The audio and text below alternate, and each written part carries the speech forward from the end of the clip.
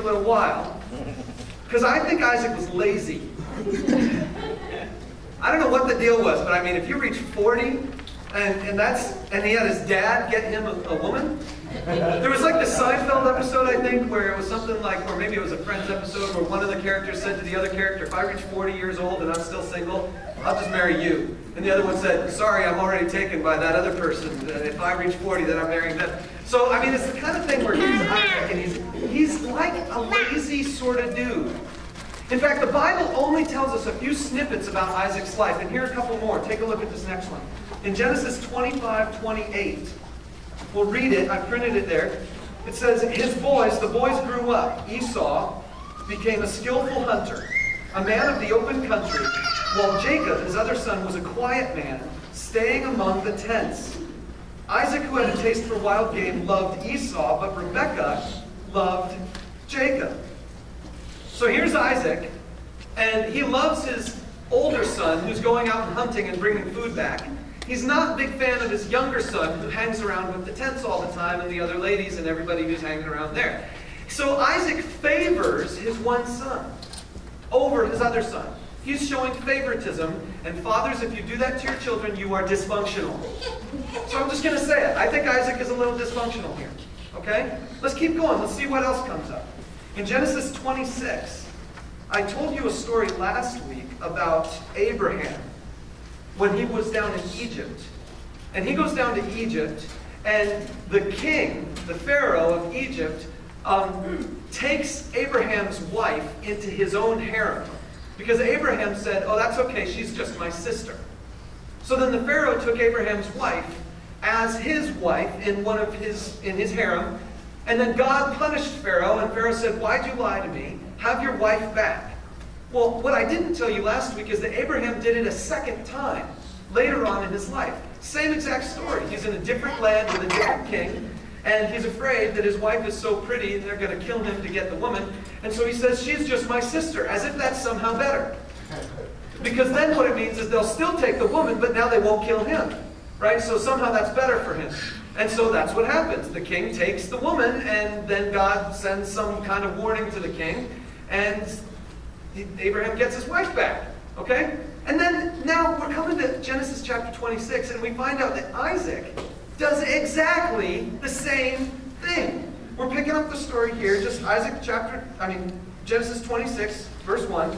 It says, now there was a famine in the land, besides the earlier famine of Abraham's time. So this is another famine. And Isaac went to Abimelech, king of the Philistines in Gerar. Check this out. The Lord appeared to Isaac and said, do not go down to Egypt, because you remember what happened to your dad when he went down to Egypt. He did this crazy thing where he gave up his woman, and I had to give Sarah back to him. So don't go to Egypt. Live in the land where I tell you to live. And then skip down, verse 7. When the men of that place asked him about his wife, he said, she's my sister. Because he was afraid to say, she's my wife. Women, if there's ever a man that you are married to who calls you his sister and not his wife, that's dysfunctional. So Abimelech says he's going to take the woman. And then verse 8, this is just crazy. When Isaac had been there a long time, Abimelech, king of the Philistines, looked down from a window and saw Isaac caressing his wife Rebekah. So Abimelech summoned Isaac and said, she's really your wife. Why did you say she's my sister? Craziness. Okay, so if you're taking notes, you can just write this down as a summary. Isaac lies about his wife to the king. Let's go on to the next one. Genesis 26. I'll summarize this story, 15 through the rest of the chapter. What happens is Isaac leaves Abimelech. He leaves the land of the Philistines. And so he goes to a place where his father had dug a well earlier.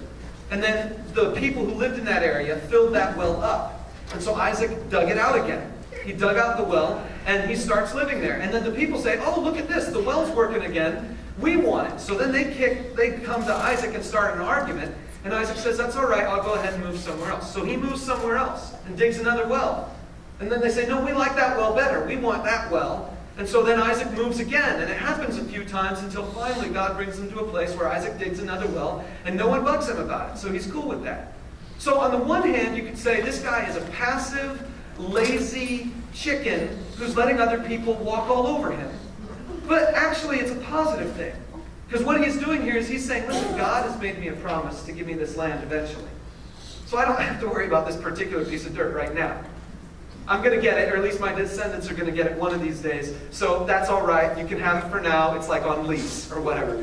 So he goes, he's actually living in peace with his neighbors. And that's a good thing. So if you're taking notes, point one for Isaac. Okay? He's actually doing something really cool here. He's living in peace with his neighbors based on his faith with regard to what God is going to give to him. Okay, one more. Genesis 27. I'll summarize this story. Isaac has these two sons, Esau and Jacob. Esau's the older one. He's hairy. He's out in the field all the time. And so he's smelly. And Isaac, it just so happens, is blind. Mostly blind. And so Isaac says, I'm getting ready to die. I want to give my final blessing to my oldest son, Esau. Esau, why don't you go out to the field, hunt something, bring it back to me, cook it up for me, make it exactly the way I like it, and I'll give you my blessing. Well, in the meantime, his wife, Rebecca, overhears this whole situation, and she says, no, I want my baby to get the blessing. I want Jacob to get the blessing. So she takes Jacob, and she puts some of Esau's clothing on him, so Jacob smells as bad as Esau does, usually.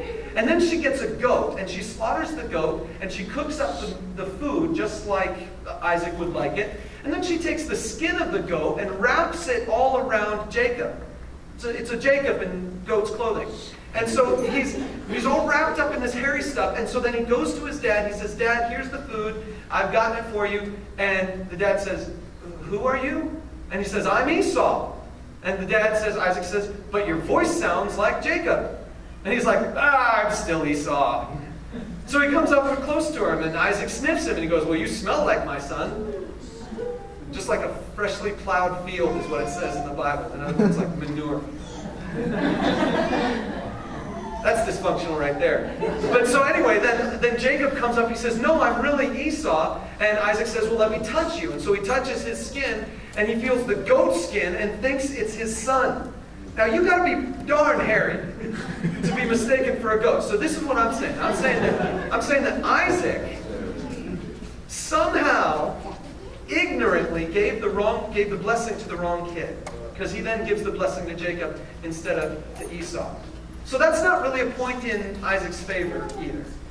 If you can't even tell your son from a goat, that's dysfunctional. Okay?